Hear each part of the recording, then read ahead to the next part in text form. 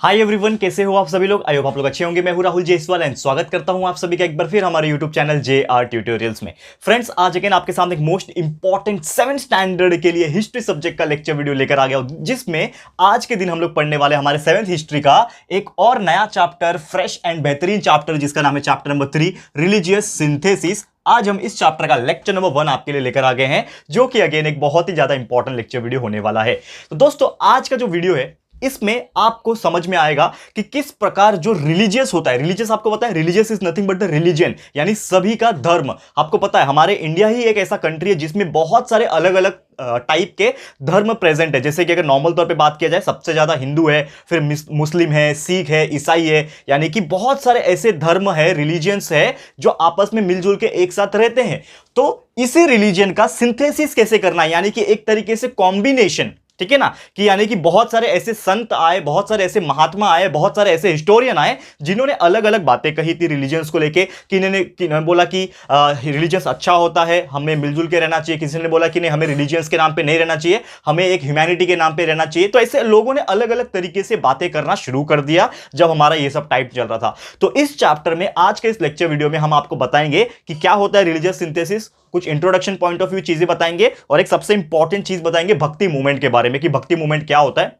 ये सभी चीज आज आपको इस वीडियो में मिलने वाला है। तो वीडियो बहुत इंपॉर्टेंट है, वीडियो को एंड तक जरूर से देख लेना, ठीक है। और साथ ही में आप लोग का साइंस का और मैथ्स का 100% सिलेबस हमने कंप्लीट कर दिया, यानी कि आपके जितने भी चैप्टर्स प्रेजेंट है आपके महाराष्ट्र बोर्ड के अंदर, पूरा बुक का सिलेबस हमने कंप्लीट कर रखा है। आपको अगर वीडियोस देखने हैं तो आप हमारे प्लेलिस्ट में चले जाओ, प्लेलिस्ट में आपको पूरे वीडियोस लाइन से देखने मिल जाएंगे। आप जो भी सब्जेक्ट है आपका चूज कर लो। बाकी हर स्टैंडर्ड के लिए मैं बोल रहा हूं, हर एक चीज प्रेजेंट है हमारे प्लेलिस्ट में, जाओ प्लीज चेक कर लो। और उसके अलावा जो हमारा 2 और चैनल है, JR टॉक्स और JR व्लॉग्स, उसको भी जाके विजिट कर लेना। चैनल पसंद आएगा तो सब्सक्राइब कर लेना, ठीक है। तो चलिए शुरुआत करते हैं आज के इस टॉपिक की। देखो, सबसे पहले अगर मैं नॉर्मली बात करूं कि हमारा इंडिया जो है बहुत ही डाइवर्सिफाई कंट्री है, इसमें बहुत सारे लैंग्वेजेस एंड बहुत सारे रिलीजन्स जो है वो होते हैं नॉर्मली। और ये रिलीजन हमारे इंडिया का एक बहुत ही ज्यादा इंपॉर्टेंट कैरेक्टरिस्टिक बन गया है, क्योंकि देखो लोग जो है वो सबसे ज्यादा अपने धर्म से प्यार करते हैं, क्योंकि हमारा इंडिया ही एक ऐसा कंट्री है जिसमें ये सब चीज से भेदभाव होता है, पहले भी होता था और आज भी कहीं ना कहीं देखा गया है। तो यही सब चीज हम लोग पढ़ेंगे। और इंडियन कॉन्स्टिट्यूशन के हिसाब से बात करें तो हमारे इंडिया का जो कॉन्स्टिट्यूशन, जो संविधान लिखा गया है,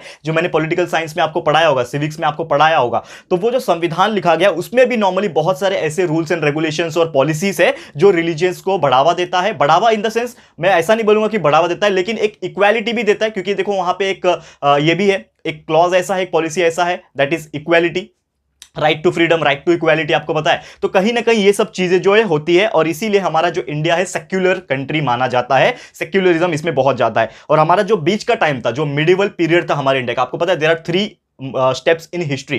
पहला आपका जो सबसे पहला जो था वो आपका एंशियंट हिस्ट्री था, बीच वाला हिस्ट्री, मिडिवल हिस्ट्री, उसके बाद मॉडर्न हिस्ट्री। तो जो बीच वाला हिस्ट्री था, मिडिवल हिस्ट्री था दोस्तों, इसमें ये बहुत देखा गया है कि जो रिलीजियन सेंटिमेंट्स होते हैं, जो रिलीजियस चीजें होती है, उसके ऊपर काफी ज्यादा वर्क होता था एंड लोग इसको काफी ज्यादा मानते थे एंड इसके हिसाब से ही अपना जो दिनचर्या था, उनका जो भी एक्टिविटीज था वो परफॉर्म करते थे वो लोग। तो इस प्रकार से ऐसे बहुत सारी चीजें होने लगी। तो ये जो एफर्ट्स दिया गया था, इसमें भक्ति मूवमेंट जो था ना, और सिखिज्म और सूफी सेक्ट, ये बहुत ही ज्यादा इंपॉर्टेंट रोल प्ले करते थे इस चीज में। एंड इनका जो तरीका था वो अलग अलग था। भक्ति मूवमेंट में हम लोग पढ़ेंगे अभी, इसके बाद ये इंट्रोडक्शन में आपको दे दूंगा, उसके बाद भक्ति मूवमेंट का टॉपिक शुरू होगा। तो उसमें मैं बताऊंगा कि कौन कौन से संत आए थे और उन्होंने क्या क्या चीजें बताई और उन्होंने क्या क्या चीजें लागू करने की कोशिश की, ये सभी चीज हम डिस्कस करेंगे, ठीक है। तो बहुत सारे ऐसे थे जिन्होंने बोला कि यार रिलीजन से बढ़ के होते हैं भगवान, तो हमें भगवान में बिलीव करना चाहिए, ना कि रिलीजन्स में। तो ऐसे बहुत सारे चीजें होने लगे। तो ये चैप्टर में हम लोग यही सब चीजें पढ़ने वाले हैं। और इनिशियली बात करें, शुरुआती दिनों में जो रीति रिवाज होते थे, जिसको हम लोग रिचुअल्स बोलते हैं, या फिर जो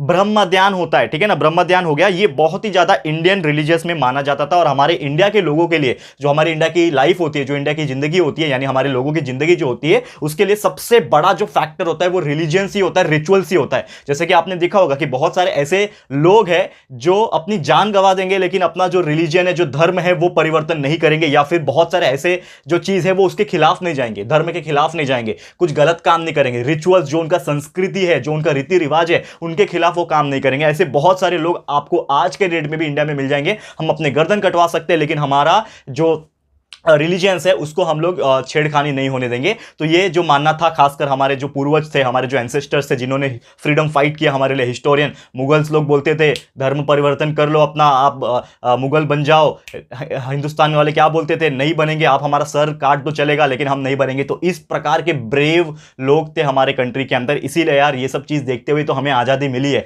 समझ में आ रहा है दोस्तों? तो यही चीज जो है वो हमारे इंडिया को आगे लेके जाता है और हमारे इंडिया को पूरे वर्ल्ड में एक अलग से दर्जा दिया जाता है हमारे इंडिया को। क्यों? क्योंकि हमारा इंडिया नॉर्मल कंट्री नहीं है, हमारा इंडिया बहुत ही डाइवर्सिफाई कंट्री है, विभिन्न प्रकार के लोग एक साथ मिलकर रहते हैं। ये आम बात नहीं है, ये आसान बात नहीं है, ये बहुत ही ज्यादा डिफिकल्ट बात है। तो ये सभी चीजें देखी गई। फिर नॉर्मली बात किया जाए तो भक्ति मार्ग हो गया, इसमें भक्ति मार्ग भी आ गया, यानी द पाथ ऑफ डिवोशन, यानी कि हम सिर्फ भक्ति के रास्ते में, यानी कि भगवान में लीन होके भक्ति मार्ग पे चलेंगे। तो ये हो गया पाथ ऑफ डिवोशन। फिर भक्ति मार्ग जो है ये बहुत ज्यादा इंपॉर्टेंस रोल प्ले करता है बहुत ज्यादा ऑर्गेनाइजेशन में, हायर चीज जिसको बोलते हैं। तो ऑर्गेनाइजेशन में बहुत ज्यादा रोल प्ले करता है, जो बहुत ज्यादा यहां पे क्या करता है, फैसिलिटेट करता है। किसको करता है? रिलीजियन सिंथेसिस को करता है। और बहुत सारे ऐसे रिलीजियंस है हमारे इंडिया में अलग अलग टाइप के, जिनका जो पाथ ऑफ डिवोशन है वो अलग है। कोई बोलता है इस प्रकार आप हासिल कर सकते हो डिवोशन को, भक्ति को, कोई बोलता है इस प्रकार कर सकते हो। मैं यहां पे नाम नहीं ले रहा हूं, लेकिन फिर भी एग्जांपल के तौर पे बात करूं कि जितने भी आप धर्म ले लो, जितने भी आप रिलीजियंस ले लो हमारे कंट्री के अंदर, आज भी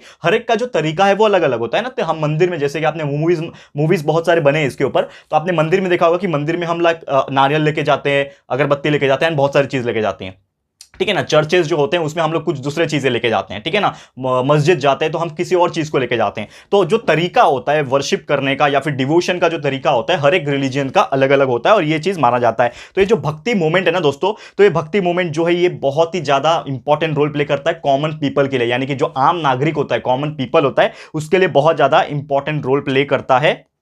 और संस्कृत जो लैंग्वेज है उससे भी ज्यादा इंपॉर्टेंट रोल प्ले करता है भक्ति मूवमेंट। तो ये चीज जो है वो रिलीजियस लैंग्वेजेस को डेवलप करने के लिए एक बहुत बड़ा रोल था। ये था आपका इंट्रोडक्शन। बहुत सारी चीजें हमने इसमें कवर की, लेकिन ये सब जो चीजें हमने बोली है ये इंट्रोडक्शन वाली पार्ट थी। अब आ रहा है यहां पे मेन पार्ट, जिसका नाम है दोस्तों भक्ति मूवमेंट। तो ये भक्ति मूवमेंट बहुत बड़ा टॉपिक है, ध्यान से देखना, क्योंकि इसमें बहुत सारे संत लोग अपना अपना वर्णन दे रहे हैं, अपना अपना तरीका से व्यक्त कर रहे हैं। तो क्या क्या चीजें हैं वो हम लोग इस टॉपिक में कवर करेंगे। तो सबसे पहले मैं हेडिंग डाल देता हूं जिसका नाम है दोस्तों भक्ति मूवमेंट, और इसमें हम लोग को बहुत सारी चीजें देखनी है, तो आप बिल्कुल ध्यान लगा के देखना, ठीक है। भक्ति मूवमेंट, ओके, थोड़ा सा अच्छे से ध्यान से देखो, बहुत ही अच्छे से क्लियर हो जाएगा। तो भक्ति मूवमेंट की अगर मैं बात करूं, बहुत ही इंपॉर्टेंट है भक्ति मूवमेंट का। एक माना जाता है, बिलीव है कि जो भक्ति मूवमेंट है दोस्तों ये हमारे साउथ इंडिया में ओरिजिनेट हुआ था। क्यों साउथ इंडिया में ओरिजिनेट हुआ था? बिकॉज जो रिलीजियस बिलीफ सबसे पहले जो आई थी वो साउथ इंडिया में आई थी, क्योंकि बहुत सारे अलग अलग प्रकार के लोग अलग अलग भगवान को मानते थे। जैसे कि एग्जाम्पल के तौर पर बात करें तो इसमें कौन थे? नायनार और अलवर। यहां पर मैं नाम मेंशन करूंगा, नायनार, ठीक है ना, नायनार, ठीक है, नायनार एंड अलवर लोग होते थे, ठीक है ना, अलवर। ये दो टाइप के मनुष्य होते थे, यहां पे आप बोल सकते हो। तो there are Nayanar and Alvar. जो भक्ति मूवमेंट्स है ना ये इस रीजन में डेवलप हुआ था। जहां कहां पे रीजन में हुआ था? South India. ये आपको ध्यान में रखना है। बाद में नॉर्थ इंडिया में तो अडॉप्ट हो गया, लेकिन साउथ इंडिया में ये जो चीजें थी सबसे पहले एमर्ज होने लगी, सबसे पहले आने लगी। तो जो नायनार्स थे ना वो किसके डिवोटी थे, किसके भक्त थे? वो भक्त थे शिवा के। यानी कि आपको पता है शिव कौन है? भोलेनाथ, हमारे शंकर भगवान, ठीक है। ये सबको पता है दोस्तों, ये सब चीज तो नॉर्मल सी बात है। तो जो नायनार थे वो शिवा के डिवोटीज थे, एंड अलवर जो थे वो विष्णु के डिवोटी थे। अलवर जो थे वो किसके डिवोटी थे? विष्णु के। आपको पता है विष्णु भगवान हमारे, ठीक है ना, विष्णु भगवान, बहुत सारे रूप है उनके, राम भगवान एंड कृष्ण भगवान भी उनके रूप है। लेकिन यहां पे दो हिस्सों में साउथ जो है वो डिवाइड हो चुका था। यानी कि कुछ नायनार लोग थे जो कि अपने शिव भगवान को, भोलेनाथ को यहां पे अपना डिवोटी मानते थे, भक्त मानते थे, एंड दूसरे थे अलवर जो विष्णु भगवान को अपना डिवोटी मांगते थे। तो इस तरह से क्या हो गया, एक रिलीजियस सेंटिमेंट क्रिएट हो गया वहां पे। यानी कि एक तरीके से आप बोल सकते हो अलग अलग लोग पार्शियलिटी टाइप में होने लगा कि हम ये भगवान को मानते हैं, ये भगवान को मानते हैं। आज भी आप कहीं ना कहीं देखोगे हमारे इंडिया में, तो ऐसे बहुत सारी जगह आप जाओगे तो ये बोलेगा कि नहीं मैं इस भगवान को मानता हूं, मैं इस भगवान को मानता हूं, और इसके बीच में वो लोग का झगड़ा भी हो जाता है। यार भगवान तो एक ही है ना यार, हर जगह एक ही है भगवान। तो ये हम लोग को मानना चाहिए। वही सब चीज हम लोग को इस चैप्टर में भी पढ़ना है, तो ध्यान लगा के सुनते रहो, ठीक है। तो ऐसे बहुत ज्यादा अटेम्प्ट्स होने लगे कि शिव भगवान और विष्णु भगवान को एक ही दर्जा दिया जाए और एक ही तौर पे कंसीडर किया जाए, एंड बहुत ही ज्यादा एफर्ट्स लगाने जाने लोगों, अलग अलग जो लोग थे उनकी तरफ से एफर्ट्स लगाने लगे लोग, ताकि हम जो है ये शिव भगवान और विष्णु भगवान को यहां पे दोनों ही एक ही दर्जा और एक ही तौर पे कंसीडर किया जाए। तो इसीलिए बहुत सारे एफर्ट्स क्या होने लगे कि हरिहर आइडल्स लोग बनाने लगे। आइडल्स आपको पता है ये मूर्ति, तो हरिहर जो है वो इसके आइडल्स बनाने लगे, हरिहर के मूर्ति बनाने लगे आइडल। तो हरिहर एग्जैक्टली क्या है? It is a combination of the Vishnu and Shiva, यानी कि जो हमारे भोलेनाथ है, शिव भगवान है और विष्णु भगवान है, इनका दोनों का कॉम्बिनेशन एक मूर्ति है जिसको हरिहर कहा जाता है। तो हरिहर का आइडल यानी कि लोग जो है हरिहर के मूर्ति बनाने लगे, आइडल बनाने लगे और उसकी वर्शिप करना शुरुआत करने लगे। क्योंकि ये जो डिबेट था अलवर और नायनान के बीच में कि हम शिव को फॉलो करेंगे, हम विष्णु को फॉलो करेंगे, हम उनके डिवोटी है, हम उनके डिवोटी है, तो ये चीज कंफ्लिक्ट ना बने, ये एक झगड़ा का विषय ना बने, इसीलिए लोगों ने एफर्ट लगाया और दोनों को एक कर दिया। क्या कर दिया? हरिहर बना दिया आइडल, और उसकी लोग जो है पूजा करती है, जिसमें हाफ शिवा है और हाफ विष्णु है। और ये बहुत ही लार्ज स्केल पे होने लगा, बहुत ही ज्यादा तादाद में लोग ने प्रोड्यूस करने लगे एंड इसके हेल्प से लोग जो है यहां पे वर्शिप करने लगे। ठीक है, तो ये जो भी भक्ति मूवमेंट में जो लोग बिलोंग करते थे ना, तो इनको एक चीज समझ में आ गया था कि वैल्यू ऑफ गॉड, यानी कि जो भगवान है उनका वैल्यू क्या है, ह्यूमैनिटी का वैल्यू क्या है, इंसानियत क्या है। फिर देखा जाए तो बहुत सारे कंपैशन, मर्सी, मर्सी मतलब बोलते हैं ना दया की भावना। कुछ लोग ऐसे होते थे पुराने जमाने में कि लोग किसी को भी मार देते थे, यानी उनको दया नहीं आता था। अगर किसी ने कुछ गलत किया, जैसे राजा लोग क्या करते थे, अगर उन्होंने कुछ गलत किया है, ठीक है ना, मतलब किसी सिपाही ने या फिर किसी भी आम नागरिक ने कुछ गलत किया है, तो राजा सीधा उसको बुलाता था अपनी प्रजा के सामने, उसको सजा देता था, कोड़े मारता था या फिर सीधा फांसी की सजा, या फिर वो दीवारों में चुनवा देना दीवारी के अंदर। ये सब चीजें होती थी, यानी निर्दयीपन होते थे वहां पे। लेकिन ये सब चीज भक्ति मूवमेंट आने के बाद लोगों को सेंटीमेंट्स ज्यादा अच्छे से क्रिएट हो गए और लोगों के अंदर दया की भावना आना शुरू हो गया। तो ये सभी चीज होने लगा, जिसमें जो रामानुज और दूसरे आचार्य, आपको पता है वो जमाने में आचार्य वगैरह संत वगैरह हुआ करते थे, तो रामानुज जो थे, ठीक है, रामानुजा और दूसरे आचार्य जो थे, उन्होंने भक्ति मूवमेंट जो साउथ इंडिया में उसका जो बेस था, उसका जो स्ट्रेंथ था, वो एस्टैब्लिश कर दिया और साउथ इंडिया में एक बहुत ही बड़ा मूवमेंट के तौर पे ये चीज आने लगा। ठीक है, एंड उन्होंने किसको बोला? लोगों को बोला वहां पे कि जो गॉड है वो सेम है और वो सबके लिए है। ऐसा नहीं है कि सिर्फ भगवान आपका सुनते हैं, भगवान सिर्फ आपका सुनते हैं, ऐसा नहीं है। भगवान जो है सभी के लिए है और इक्वल है, आप सभी को मानते हैं, वो आप सभी उनके डिवोटीज है, ऐसा लोगों को समझाना इन्होंने शुरू कर दिया। ठीक है, और ये जो रामानुजा थे ना, उनका जो टीचिंग था, उनका जो पढ़ाने का तरीका था, ये बहुत ही ज्यादा इंपैक्ट किया साउथ इंडिया में, लेकिन कहां पे और इंपैक्ट किया? नॉर्थ इंडिया में भी। यानी कि जो नॉर्थ इंडिया है, ऊपर की साइड आप देखोगे इंडिया में, यहां पे भी उनका जो टीचिंग था वो बहुत ही ज्यादा इंपैक्ट किया एंड साउथ इंडिया से ज्यादा लोग नॉर्थ इंडिया में भी ये सब चीज को बिलीव करने लगे, मानने लगे।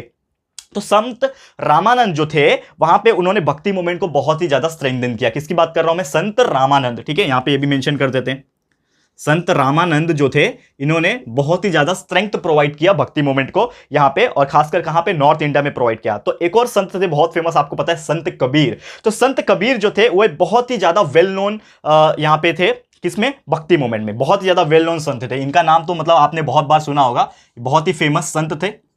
ठीक है, तो संत कबीर जो है नॉर्थ इंडिया में, तो चलो ये सब चीज एस्टैब्लिश हो गया, रामानंद ने बहुत ही ज्यादा टीचिंग फैला दिया अपना एंड वहां पे लोगों ने अडॉप्ट भी कर लिया। लेकिन यहां पे अगर हम बात करें कि जो संत कबीर थे, इन्होंने एक बहुत ही बड़ा रोल प्ले किया था इस भक्ति मूवमेंट में एंड ये बहुत ही फेमस संत थे। उन्होंने बोला, क्या बोला कि आपको किसी भी धर्म, किसी भी एक जहां पे पूजा होता है या फिर जहां पे भी वर्शिप होता है, वहां पे जो पिलग्रिमेज जिसको बोलते हैं, इन शॉर्ट अगर मैं बात करूं, इंग्लिश वर्ड है पिलग्रिमेज हो गया, या फिर व्रत हम लोग रखते हैं, उपवास वगैरह रखते हैं, व्रत रखते हैं, या फिर हम लोग किसी भी मूर्ति को पूजा करते हो, ये सब चीज नहीं करना चाहिए आप लोगों को। उन्होंने ऐसा बोला। किसने बोला? संत कबीर ने। क्या बोला? कि हमें पूजा करने के स्थान पे नहीं जाना चाहिए, हमें व्रत नहीं रखना चाहिए, हमें किसी मूर्ति की पूजा नहीं करनी चाहिए, बल्कि अगर आपको किसी चीज में बिलीव करना ही है तो आपको भगवान में बिलीव ऐसा करना है कि भगवान तो हर जगह है ना, आपको इस प्रकार बिलीव करना है, ह्यूमैनिटी को बढ़ावा देना। यानी कि आप अगर भगवान को मान रहे हो, पूजा कर रहे हो, सब कुछ कर रहे हो, लेकिन यार लोगों का सुन रहे नहीं हो, लोगों का नीचा दिखा रहे हो, लोगों को खून कर रहे हो, बहुत सारे अलग अलग गलत काम कर रहे हो, तो भगवान मतलब नॉर्मली आप कर क्या रहे हो? फिर ऐसा हो गया ना, फिर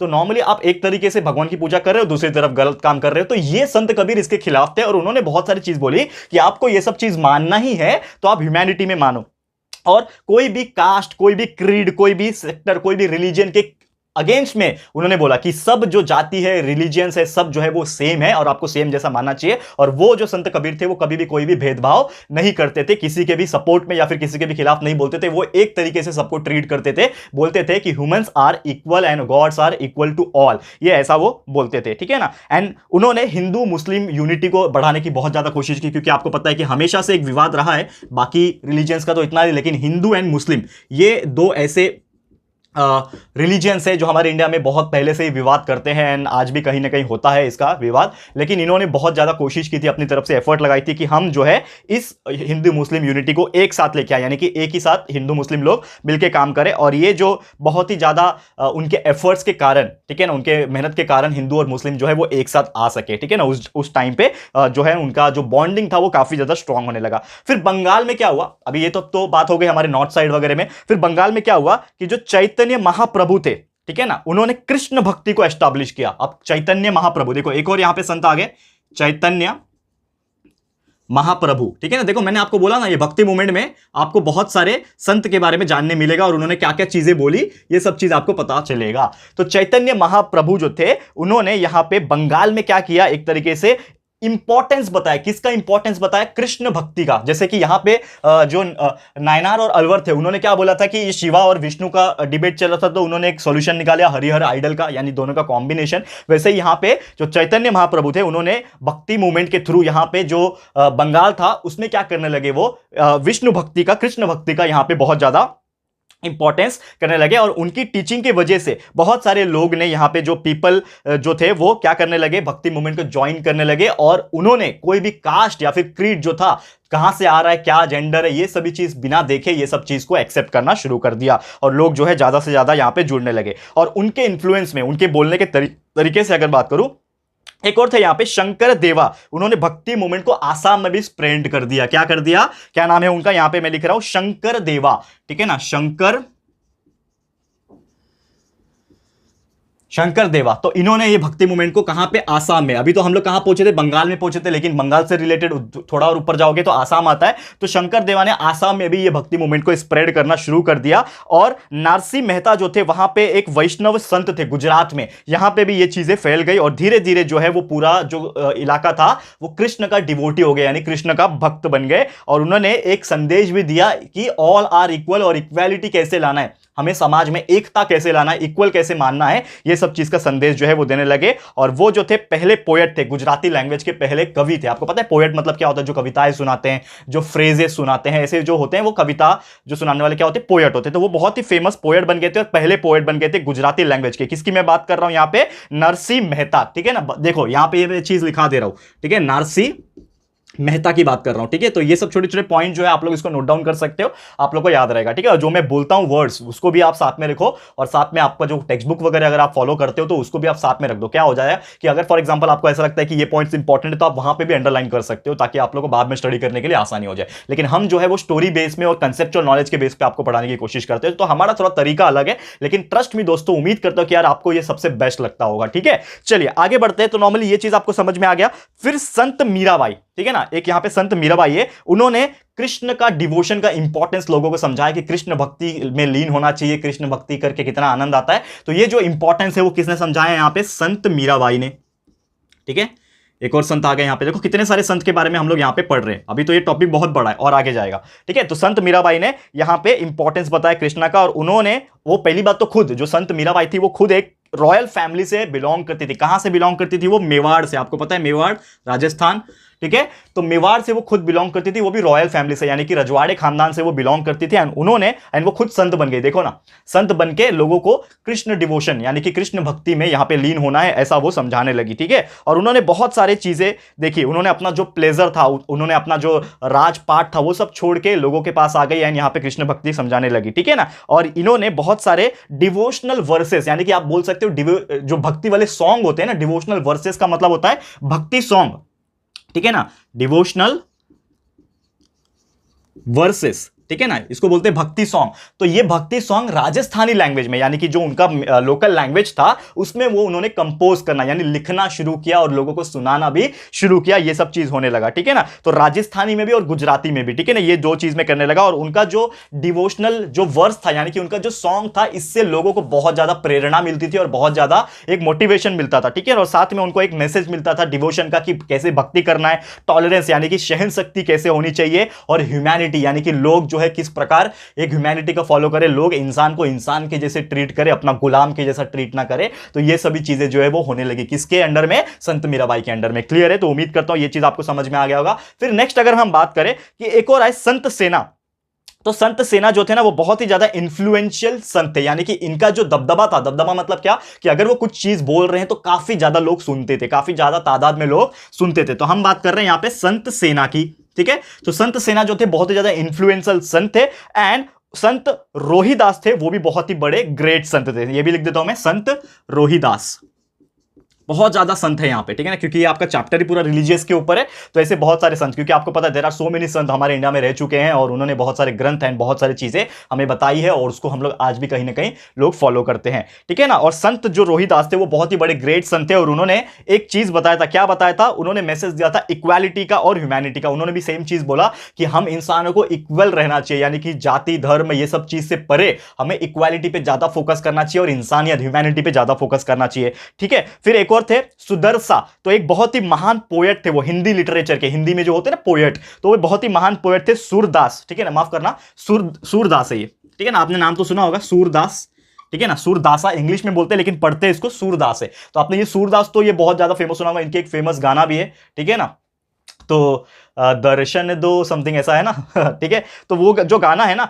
तो उन्होंने ये बहुत ज्यादा हिंदी लिटरेचर के बहुत सारा कंपोज किया, यानी कि उन्होंने बहुत सारे हिंदी लिटरेचर के ऊपर सॉन्ग जो थे उनके मेंशन किया और उसमें खासकर जो फेमस था सूर सागर, ठीक है ना, सूर सागर ऐसे ऐसे नाम के जो उन्होंने एल्बम्स बोल सकते हो आप लोग, उन्होंने कंपोज किया, ठीक है ना, जो पोएटिकल वर्क थे। और जो कृष्ण की जो भक्ति थी जिसको हम लोग कृष्ण भक्ति बोलते हैं, डिवोशन ऑफ कृष्णा जो है, वो सब्जेक्ट के ऊपर वो काम कर रहे थे एंड उसके ऊपर बहुत सारे आर्टिकल्स वगैरह वो लिख रहे थे, ठीक है ना। और जो वर्सेस था, जो गाना था, वर्स मतलब क्या होता है? गाना। तो जो गाना था ना कृष्ण भक्ति का, ये मुस्लिम संत रशकान, ठीक है ना, ये देखो ये हमारे इंडिया की खास बात ये देखो कि कुछ ऐसी चीजें हैं जो हिंदी में लिखी गई है या फिर एक हिंदू भगवान के लिए लिखी गई है, वो मुस्लिम द्वारा लिखी गई है कि नहीं? मस्त बात। तो यही तो इंडिया की खास बात है और लोग इसको समझते नहीं है यार। हम अगर आपस में मिलजुल के रहेंगे तो हम बहुत आगे बढ़ेंगे, हमारा कंट्री ना अमेरिका को भी पीछे छोड़ सकता है। ये हमारी कंट्री की खास बात है। लेकिन लोग अभी भी आज भी जाति के नाम पे एंड रिलीजियंस के नाम पे झगड़ा करते हैं आपस में। तो ये चीज नहीं होना चाहिए यार। मेरा तो मतलब मैं तो एक नॉर्मल सा इंसान हूं, लेकिन अगर हम सब लोग मिलकर एक चेंज लाने की कोशिश करेंगे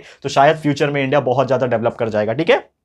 ओके तो जो कृष्ण भक्ति का जो वर्स था, जो लिरिक्स था, जो गाना था, उन्होंने किसने लिखा था? यहाँ पे मुस्लिम संत ने लिखा था जिसका नाम था रस खान। तो ये देखो ये कितना अलग बात है, ठीक है ना। रस खान नाम के एक मुस्लिम पोएट थे, इन्होंने ये लिखा था कृष्ण भक्ति के ऊपर जो वर्सेस है, और ये बहुत ही मेलोडियस था। मेलोडियस मतलब बहुत ही सुरीला, हम लोग बोलते हैं ना कुछ गाना सुनते हैं तो कितना मजा आ जाता है, तो वैसा सुरीला था, ठीक है। और साथ में रामचरित्र मानस, ये तो आपने बहुत फेमस नाम सुना भी होगा यार, मैं यहां पे लिखता हूं रामचरित्र मानस, ठीक है ना, राम चरित्र मानस, ये तो इतना फेमस चीज है, पता है ना, रामायण लिखा था तो उसमें रामचरित्र मानस इसको बोलते हैं। तो रामचरित्र मानस हो गया, ये तुलसीदास ने लिखा था, ठीक है ना। ये बहुत ही ज्यादा ब्यूटीफुल कंपोजिशन था जिसमें भगवान राम के बारे में पूरा उनकी जीवन गाथा, आपने टीवी में देखा होगा, रामायण जो आता होगा उसमें देखना स्टार्टिंग में लिखा होता है रामचरित्र मानस, ठीक है ना, प्रस्तुत, क्योंकि उसको लिखा गया था तुलसीदास जो संत थे। यही तो संत थे ना हमारे जो इंडियन कल्चर को अडॉप्ट करने वाले, चाहे वो हिंदी की बात हो चाहे वो मुसलमान की बात हो। तो ये अडॉप्ट करने वाले बहुत सारे संत आए थे, उसमें से एक संत संत तुलसीदास, जिन्होंने कंपोज किया था, क्या कंपोज किया था? राम के जीवनचर्या के बारे में। और वही चीज हम लोग आज कहीं ना कहीं टीवी पे भी देखते हैं और पढ़ते भी है, ठीक है। उसके बाद क्या हुआ? कर्नाटका आ गया। अब कर्नाटका में कौन थे? बासवेश्वर, ठीक है। कर्नाटका में कौन आ गए? बासवेश्वर आ गए, ठीक है, बासवेश्वर। देखो कितने सारे संत आ गए, समझ में आ रहा है? वीडियो को आपको अगर एक बार नहीं समझेगा तो थोड़ा सा ध्यान लगा के दूसरी बार भी देख लेना और जो इंपॉर्टेंट पॉइंट्स है वो लिख लेना, क्योंकि हर चीज लिखाना पॉसिबल नहीं है बोर्ड पे, ठीक है ना। तो ये चीज आपको समझना पड़ेगा। तो मैं बासवेश्वर जो बोल रहा हूं ये कहां थे? कर्नाटका में थे। और उनका क्या था यहां पे? उन्होंने लिंगायत स्ट्रीम जो था उन्होंने अडॉप्ट किया और उन्होंने कास्ट सिस्टम का अपोज किया। मतलब उन्होंने बोला कि हमको कास्ट सिस्टम मंजूर नहीं है, ये जो चीज बनी है नहीं ना, बहुत गलत चीज है, आप लोग जो फॉलो करते हो कास्ट सिस्टम ये गलत चीज है। तो उसके अपोज में थे। तो उन्होंने जो है, और जो लेबर होते हैं, यानी कि जो लेबर होते हैं उसको हम लोग बोलते हैं ना कि जो मजदूर होते हैं, तो कुछ लोग ऐसे होते हैं जो एकदम हाईफाई होते हैं, यानी कि जो टॉप लेवल पे जो काम करवाते हैं, और कुछ लोग ऐसे होते हैं जो मजदूर होते हैं जो काम करते हैं। तो ये जो टॉप वाले लोग हैं वो मजदूर लोगों को दबा के रखते थे, यानी कि क्या करते थे? अपनी पैर की जूती के समान रखते थे, तेरे को जो बोला वो कर, ऐसा वाला बोलते थे। तो ये चीज गलत है। तो इसके अपोज में भी ये जो थे संत, इन्होंने बात छेड़ी थी और इसके खिलाफ भी उन्होंने बोलना शुरू किया था, ठीक है। फिर यहां पे काया कावे कैलाश, ठीक है ना, उन्होंने अपने बहुत ही फेमस यहां पे वर्क किया था, वर्क इज वर्शिप, यानी कि उसने एक चीज बोला था कैलाश ने, उन्होंने एक चीज बोला था, क्या बोला था? ये आपको भी फॉलो करना चाहिए और हम भी फॉलो करते हैं। ये एक ऐसा चीज है, उन्होंने बोला work is worship, work is worship, यानी कि हमारा काम जो है वो ही हमारी पूजा है। जैसे कि बहुत सारे ऐसे लोग होते हैं जो काम तो कुछ नहीं करते लेकिन भगवान के सामने हमेशा वो घंटे हिलाते रहते हैं, बोलते रहते हैं। मतलब मैं किसी का सेंटिमेंट्स हर्ट नहीं करना चाहता, लेकिन एक कॉमन फैक्ट है, ठीक है, कॉमन फैक्ट है कि आप अगर कुछ नहीं काम करोगे और सिर्फ भगवान की आराधना में लीन हो जाओगे, सिर्फ पूजा करोगे, तो भी आप कुछ अचीव नहीं कर पाएंगे, क्योंकि भगवान ने खुद बोला है दोस्तों कि ये होता है वर्क इज वर्शिप। ये तो चलो इन्होंने बताया, कैलाश ने बताया, ये तो संत थे, लेकिन यार भगवान भी खुद बोलते थे जब तक आप किसी भी काम के पीछे लगोगे नहीं, उसके पीछे अपना प्रयत्न नहीं करोगे, अपनी जान नहीं लगाओगे, उसके पीछे एफर्ट नहीं लगाओगे ना, तब तक वो काम जो है कोई नहीं करेगा आपके लिए, क्योंकि आपका काम आपका ही है, आपके लिए कोई और नहीं करेगा। भगवान तो आपको रास्ता दिखा सकते हैं, लेकिन जो चलने का मार्ग है वो आप लोग को ही चलना है। समझ में आ रहा है दोस्तों? तो ये आप लोग के लिए भी है, मेहनत दबा के करना दोस्तों। हम आपके लिए यहाँ पे एक तरीके से आप बोल सकते हो, हम आपको रास्ता दिखाने का काम कर रहे हैं अपनी टीचिंग के थ्रू, लेकिन चलना आपका काम है। तो हर एक को मैं बोल रहा हूं, चाहे कोई भी स्टैंडर्ड का बच्चा ये वीडियो देख रहा है ना, उनके लिए मैं सबके लिए बोल रहा हूं, तो प्लीज ये चीज फोकस कर लेना। ओके, आगे बढ़ते हैं यहां पे। तो ये सब चीज हुआ, और उन्होंने एक चीज और बोला, उन्होंने ना विमेंस का पार्टिसिपेशन, किस में, काम में। बहुत सारे ऐसे जगह थे जहां पे विमेंस को एंट्री नहीं थी, यानी कि जो औरतें होती थी उनको दर्जा नहीं दिया जाता था। तो उन्होंने एक चीज बोला कि mens and womens should be equal, equal दर्जा मिलना चाहिए। ये सभी चीज हुआ, एंड यहां पे जो है ना मेन एंड वुमेन दोनों ही यहां पे इक्वल पार्टिसिपेशन के थ्रू यहां पे काम करने लगे, और रिलीजियस जो था इसको यहां पे थोड़ा सा साइड में रख के, और मेन एंड वुमेन को इक्वल अपॉर्चुनिटी मिलना चाहिए, पार्टिसिपेट करना चाहिए, ये सब चीजें जो है वो होने लगा, ठीक है ना। यहां पे तो क्या होने लगा कि अलग अलग रिलीजियस डिस्कशन जो होते थे उसमें पार्टिसिपेट करते थे। जैसे अनुभवा मंटपा नाम का एक रिलीजियस डिस्कशन होता था, अनुभवा मंटपा, ठीक है, ये एक रिलीजियस डिस्कशन होता था, ठीक है ना। ये जो है ये एक रिलीजियस डिस्कशन का नाम है, ये आप लोग को पूछ सकता है कि what is the name of the religious discussion, तो आप बोल सकते हो अनुभव मंटपा, जिसमें विमेंस और मेंस दोनों को ही अलग अलग रिलीजन से पार्टिसिपेट कराया जाता था, ताकि वो अपना डिस्कशन कर सके और इसके ऊपर कुछ सॉल्यूशन जो है वो निकल सके। तो लोग जो थे ना, श्री जो बासावेश्वर जो थे, उन्होंने अपनी टीचिंग के थ्रू बहुत सारे लैंग्वेज में यहाँ पे कन्वे किया पीपल को, दैट इज कन्नड़। तो आपको पता है कन्नड़ लैंग्वेज, कर्नाटका की बात जब भी होगी, हम बात कर रहे थे बासावेश्वर की, तो बासावेश्वर कहां से बिलोंग कर रहे थे? कर्नाटका। तो वहां पे जो लैंग्वेज बेसिकली चलता है वो कन्नड़ चलता है, ठीक है। तो कन्नड़ जो था यहां पे वो एक वाचना लिटरेचर का पार्ट है, ऐसा उन्होंने बोला था, और उसका जो वर्क था वो बहुत ही ज्यादा इंपैक्ट करता था सोसाइटी में, बहुत ज्यादा इंपैक्ट करता था सोसाइटी में, और उनके जो फॉलोअर्स थे, ठीक है ना, वो कुछ काम जो होता था वो मराठी में भी लिखते थे, यानी कि अलग अलग कंपोजिशंस लिखते थे। फिर यहाँ पे परमरश्या, ठीक है ना, परामरश्या, देखो कितना डिफिकल्ट है, मैं खुद प्रोनाउंस नहीं कर रहा हूं, तो आप लोग के लिए एक सजेशन दूंगा कि जो भी हार्ड वाले स्पेलिंग है उसको आप नोटबुक में नोट डाउन करके एटलीस्ट 3-4 बार लिखोगे तो आपको याद हो जाएगा, ठीक है। तो यहां पे मैं बात कर रहा हूं, ठीक है, पारामर रहस्य कंपोज बाय मनमाथ स्वामी द्वारा एक लिखा गया था परामहस्य, उसके ऊपर बहुत ज्यादा यहाँ पे कंपोजिशन किया गया था, एंड बहुत ज्यादा ग्रेट सन्स कर्नाटका में आए थे, जैसे कि पंप आए थे, ठीक है ना। फिर यहाँ पे पुरंदर दासा, ठीक है ना। फिर बहुत सारे ऐसे लोग थे जिन्होंने अलग अलग लैंग्वेजेस में, यानी खासकर कन्नड़ लैंग्वेज में अलग अलग जो सॉन्ग्स थे, भक्ति जो सॉन्ग्स थे, डिवोशनल सॉन्ग्स थे, डिवोशनल वर्सेस थे, ये सब लिखना जो है वो शुरू कर दिया था। क्लियर है? तो उम्मीद करता हूं कि ये चीज आपको समझ में आ गया होगा। तो यही था दोस्तों हमारा आज का टॉपिक, जिसमें हमने आपको बहुत सारी चीजें बता दी।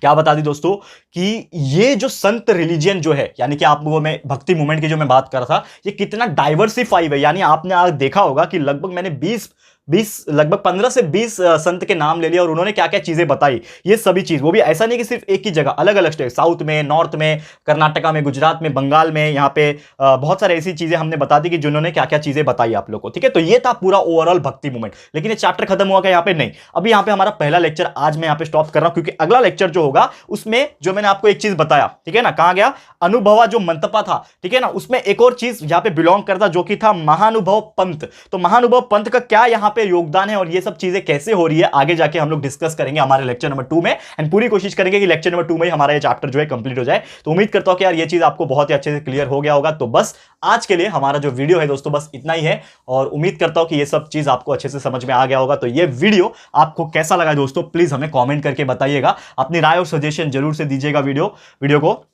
कमेंट सेक्शन में जाके। और अगर आपको वाकई में ये वीडियो अच्छा लगा है दोस्तों, पसंद आया है, थोड़ा भी आपको नॉलेज मिला ये वीडियो से, तो प्लीज ये वीडियो को लाइक कीजिएगा, शेयर जरूर से कर देना, अपने सारे फ्रेंड्स और रिलेटिव्स को फटाफट से शेयर कर देना दोस्तों। एंड अगर आपने अभी तक इस चैनल को सब्सक्राइब नहीं किया तो फटाफट से हमारे इस चैनल को सब्सक्राइब कर देना, क्योंकि हमारे इस चैनल पर आपको बहुत सारे कंटेंट मिलते हैं, हर सब्जेक्ट के कंटेंट मिलते हैं, आपको कहीं और जाने की जरूरत नहीं। हमेशा कंफ्यूजन होता है ना कि आपको ये सब्जेक्ट यहां से पढ़ना, ये सब्जेक्ट यहां से पढ़ना, लेकिन हमारे चैनल पर आपको हर सब्जेक्ट वो भी बेस्ट नॉलेज के साथ यहां पर आपको मिलेगा। तो प्लीज हमारे चैनल को सब्सक्राइब कर देना। साथ ही में एक एक बेल आइकन होता है उसको प्रेस कर देना, ताकि फ्यूचर में हम कोई भी वीडियोस को अपलोड करेंगे तो आप लोगों को नोटिफिकेशन मिलती रहेगी। बहुत इंपॉर्टेंट होता है नोटिफिकेशन मिलना, नहीं तो आपको पता ही नहीं चलता है कि हम वीडियोस अपलोड करते हैं डेली बेसिस पे 4 to 5 वीडियोस। ठीक है, तो प्लीज बेल आइकन को प्रेस कर देना। ठीक है दोस्तों, तो मिलते हैं हमारे अगले वीडियो में। ये वीडियो देखने के लिए thank you and good bye.